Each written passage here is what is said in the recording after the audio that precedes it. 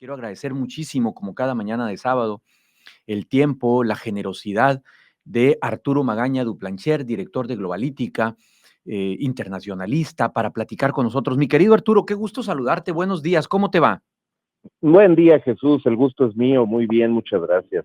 Embajador, además, de Sonora y de México para el mundo. Qué importante es que un embajador como Arturo Magaña nos ayude a entender cómo definir el papel de Francisco como líder global, más allá del Vaticano, mi querido Arturo. Pues tienes mucha razón, Jesús. Yo creo que hay que tomar en cuenta que cuando hablamos de la Santa Sede, hablamos no solo de la cima de la Iglesia Católica, Sí, un estado más, pues. sino también de una gran potencia diplomática. Sí. Porque, como tú sabes, pues Francisco es jefe de Estado, Sí. o era, y también al mismo tiempo, pues jefe de la Iglesia Católica. Y esta situación especial en la que se encuentra la Santa Sede nos hace voltear siempre a ver quién es el Papa, estemos en donde sea que estemos en el planeta. Correcto. Pero la verdad es que Francisco sí hizo un esfuerzo para que esto fuera cada vez más cierto en muchos rincones del mundo. Y me parece que el liderazgo global de Francisco fue mucho más allá del de un papa convencional. Uh-huh. Hizo una verdadera revolución en la representación de la Santa Sede en distintos países y en la atención al crecimiento del mundo católico en muchos confines de la tierra donde jamás había puesto un pie un papa. Uh-huh. Y por lo tanto, pues es interesante, ¿no? El primer papa latinoamericano. Correcto. Y también el primer papa no europeo en algo así como 13 siglos, Uf. que es una cosa bien interesante, desde aquel nacido en Siria que hubo, te estoy hablando del año 700, una cosa así. Pues obviamente lo que termina siendo es un apostolado por distintos países del mundo para reconocer el crecimiento de la comunidad católica, sobre todo en Asia y en África. Muchos especialistas han dicho que se trata de un papa que se concentró en la periferia, y creo que tienen mucha razón, porque además de enarbolar este discurso de una iglesia cercana a los pobres y cercana también a las preocupaciones de la gente, pues también se volvió una iglesia que tocó muchas puertas, ¿no? Y que diplomáticamente hizo un esfuerzo por hacer este reconocimiento de que si bien en América se concentra la vasta mayoría de católicos en el mundo, más del 45%, en Europa las cosas no se ven muy bien para la Iglesia Católica, no crece mucho. En muchos países tiene muchos desafíos para su crecimiento, incluido México, en donde se ha reducido el número de católicos en los últimos 20 años. Pero en cambio en África y en Asia hay un crecimiento constante de la comunidad católica. Entonces era apenas natural que el Papa, en lugar de concentrarse en los lugares habituales e ir a España o ir a Argentina, países que no visitó. Que no visitó, sí. Pues se fue a Kazajstán y se fue a Mongolia y se fue a Irak y se fue a Filipinas y se fue a tantos otros sitios donde, insisto, pues no se esperaría que estuviera el Papa. El Papa estuvo en Sudán del Sur, estuvo en Mozambique, estuvo en Egipto. Hizo viajes muy importantes también a los países bálticos. En fin, buscando siempre ampliar los derroteros geográficos de la comunidad católica, y esto también representó un cambio en la conformación del colegio cardenalicio. Sí. Nombró cardenales en muchos lugares para reconocer pequeñas comunidades católicas, pero que van en crecimiento. Colegio donde se centrará la atención en unos días más. Exactamente, justo a eso iba. Es decir, la diplomacia del Vaticano termina creando una nueva conformación geopolítica, si quieres. Correcto, para allá voy ahorita con un Puede par de haber, preguntas. Las imágenes claro, que están rodeando ahorita las redes son interesantísimas, Arturo. sí, la reunión con Zelensky. Por ejemplo, Trump-Zelensky, Ursula von der Leyen con Zelensky, el abrazo de Sí. Milei a Giorgia Meloni, por poner 2, 3 ejemplos. Oye, Interesantísima. Yo Jesús, ya me estoy saboreando mi clase de opinión pública el próximo martes en la universidad, to- déjame decirte. totalmente. Y además creo que hay que tomar en cuenta lo que decíamos al principio. ¿Qué otro funeral de Estado puede conseguir Ninguno, todas estas figuras, no, ninguno. todas juntas en el mismo momento en una iglesia? Fíjate que Bueno, ahorita que pues tocas ese tema, definitivamente el Vaticano. en la mañana veía yo la televisión argentina temprano. Le traté de dar cobertura a esto un poco desde allá, desde el cono sur, a ver cómo, bueno, a veces con toda la sensiblería que también caracteriza a los argentinos, dicho con todo respeto, pues, ¿no? Y decía, bueno, ¿por qué esos más de 50 líderes de Estado? Digo, es una locura lo que te voy a comentar, pues, pero decía, ¿por qué no se acercaron en su momento y escucharon el mensaje de Francisco, pero allí, con él presente, ¿no? Otra cosa hubiera sido este mundo. Seguramente, sobre todo porque mira, la cuestión también es que había prioridades, ¿no? Y entonces el Papa nunca se llevó bien con los gobiernos argentinos sucesivos. Claro. Y al Papa lo trataron muy mal en Argentina. Sí. Incluso le El abrieron candidato ahí una Milei, especie de acuérdate, ¿no? investigación periodística para ver qué tanto había colaborado con la dictadura. Puras tonterías que en realidad no apuntaban a un planteamiento serio de celebración del primer Papa argentino, ¿no? Pero el Papa estaba mucho más interesado en aportar a resolver la crisis en Sudán del Sur, estuvo muy interesado en aportar en algún momento a la solución del conflicto en Venezuela, estaba totalmente volcado a imaginar maneras de mejorar las cosas en Gaza, fue un crítico acérrimo de Israel, que se tardó 3 días Netanyahu en emitir un mensaje de condolencias por el fallecimiento del Papa. Eso te da una idea de cuán distantes estaban. Y estaba también muy preocupado por la situación en Estados Unidos con Donald Trump. Y la Entonces, migración, Arturo, la migración, sí, fíjate, llama la atención a exacto. Entonces, propósito del recuento que estás haciendo. El primer viaje del Papa, no hay que olvidarlo, fue nada más y nada menos que a la isla de Lampedusa, ¿no?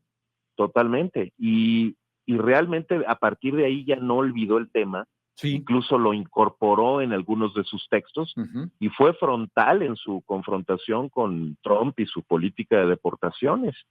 Creo que también en ese sentido no fue un papa que se acomodara fácilmente a los requerimientos políticos del cargo, sino que hizo una diplomacia muy, sui pues, generis, digamos, de convicciones, sí, y de cierta, pues, digamos, de cierta inconformidad con cómo se estaban dando las cosas en distintos países del mundo. Eso no es usual. Los papas suelen ser mucho más sutiles en su crítica o en su confrontación con distintos temas. No fue el caso de Bergoglio, que fue frontal, y las consecuencias están ahí a la vista de todos, ¿no? Porque no solo está el tema de Israel o el de Argentina, pues hay gente que le reclama eso, es decir, no haber atendido a los católicos del mundo occidental, ¿no? O del centro del planeta, y concentrarse más en la periferia. Bueno, pues hay prioridades, ¿no? El diálogo interreligioso, estimular todo esto en el Medio Oriente. Probablemente no ha habido un papa más interesado en Medio Oriente. Pues todo esto era muy importante, lo mismo que la agenda climática que estimuló, la agenda de cambios administrativos al interior del Vaticano para incorporar mujeres en los cargos. es correcto. La primera gobernadora mujer del Vaticano, por ejemplo, y hacer una serie de modificaciones a estas costumbres medievales que eran terribles, tanto para las mujeres como para las minorías en el mundo católico. Creo que su legado es realmente revolucionario y que va a ser muy difícil que el que llegue pues preserve ese legado. Justo, Ese va a ser fíjate, el gran desafío, ¿no? justo te iba a preguntar, ¿cómo visualizas el rol del Vaticano en un mundo cada vez más polarizado, políticamente hablando, ¿no? En un mundo donde los populismos de izquierdas y de derechas cada vez más radicalizados? ¿Cómo ves el papel del Vaticano? ¿Qué visualizarías hacia adelante como ese eje articulador al que hay que voltear a ver sí o sí en un momento como este coyuntural de geopolítica en el que estamos viviendo? Pues mira, Jesús, hay quien dice que el papado de Francisco fue bastante populista, Ujú. en el sentido de que planteó la importancia de salir a la calle, ¿no?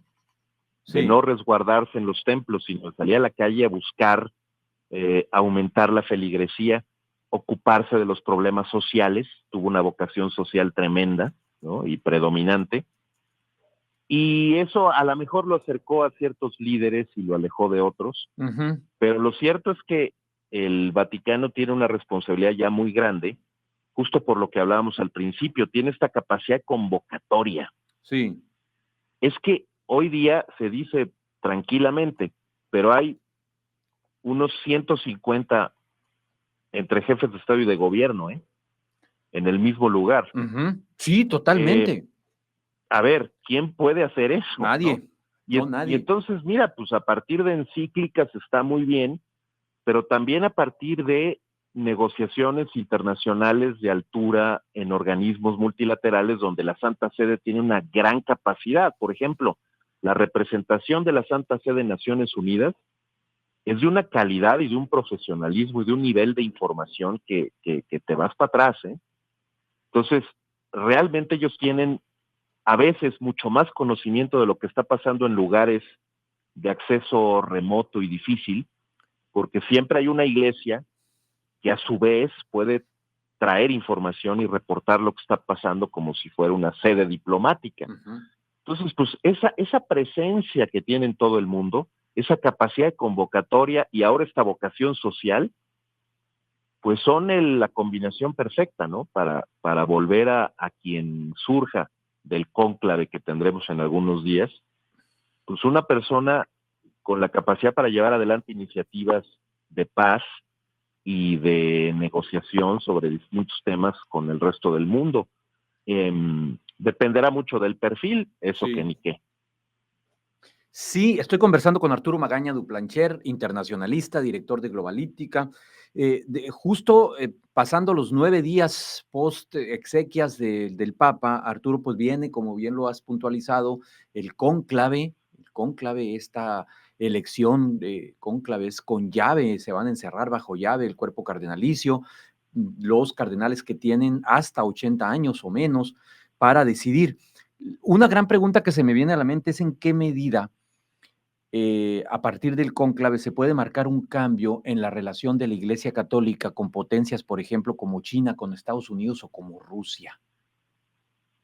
Esa es una gran pregunta, querido Jesús. Y creo que Francisco estaba muy interesado en eso. Sí.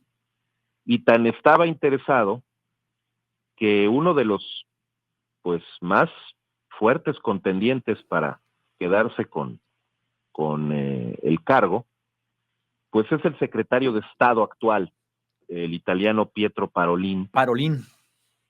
quien fue amigo de Bergoglio por muchos años y uno de sus principales aliados, y quien es un gran diplomático. Uh-huh.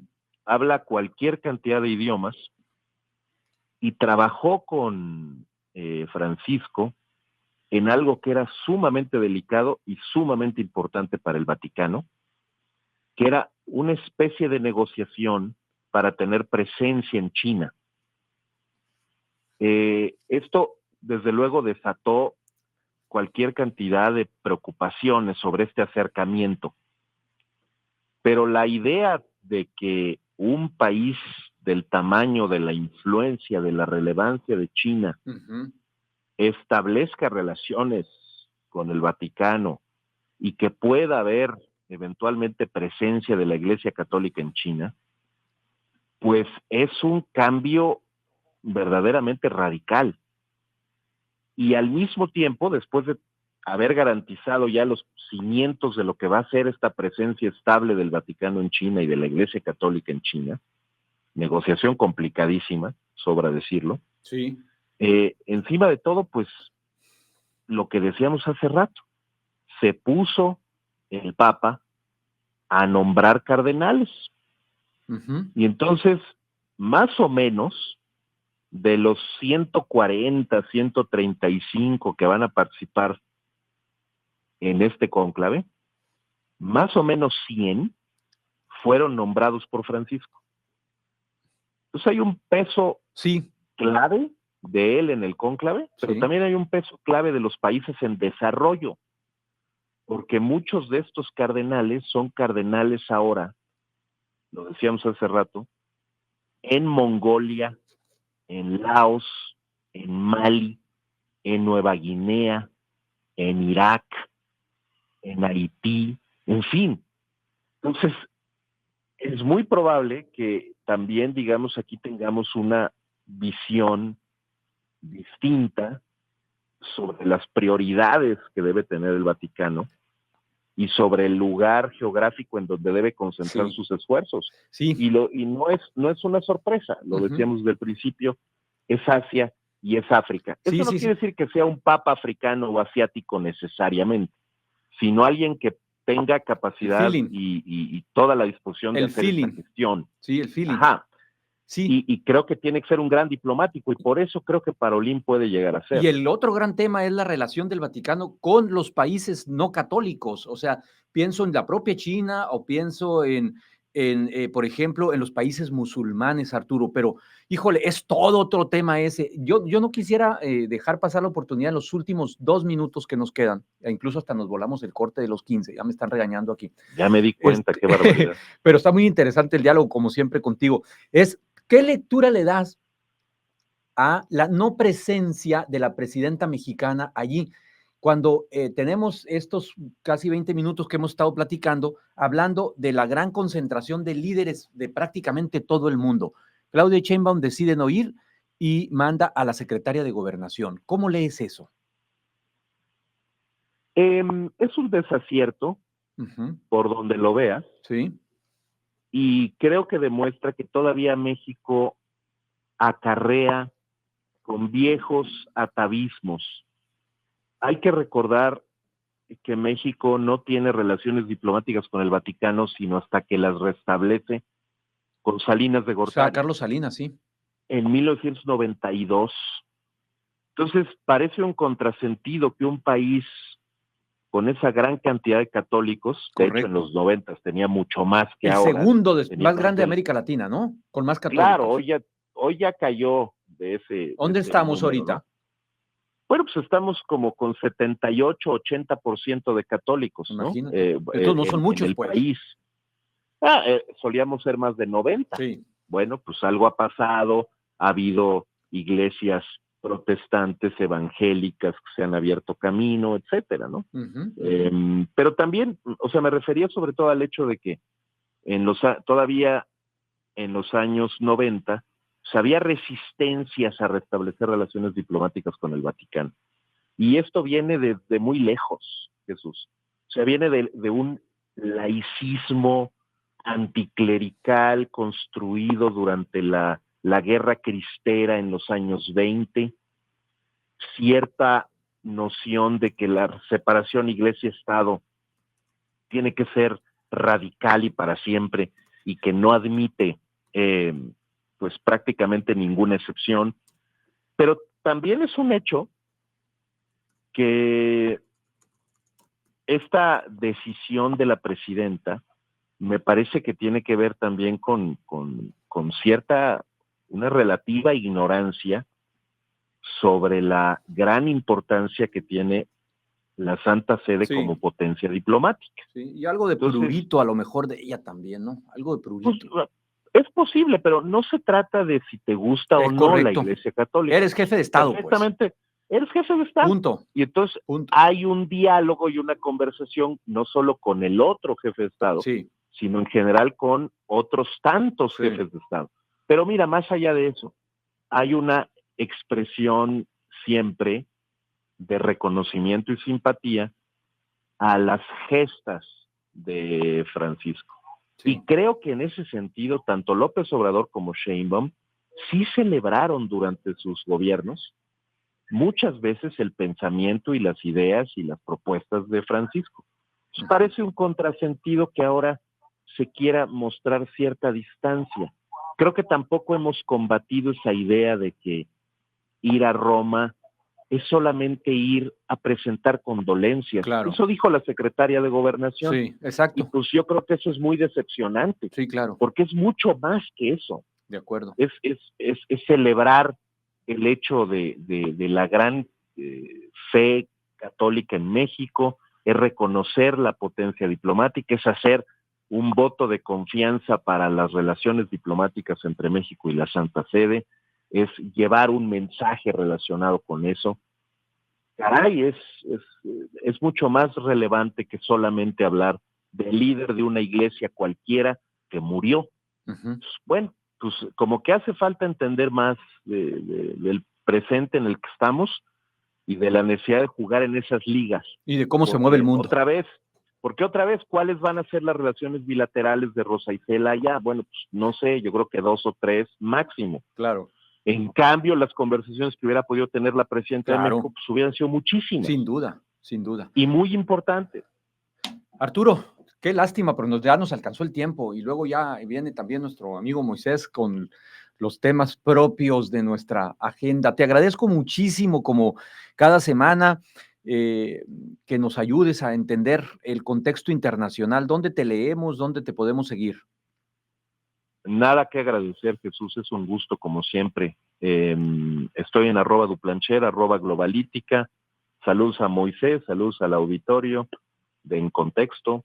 Nos veremos la próxima. Sí, nos escuchamos la próxima. Va a haber mucho de qué hablar con el famosísimo cónclave. Eso nos va a mantener muy ocupados. Muy entretenidos, ocupados. Te mando un abrazo, buen fin de semana, Arturo, y mucho gusto en saludarte. Igualmente para ti, Jesús, un abrazote. Chao. Gracias. Es Arturo Magaña Duplancher, director de Globalítica.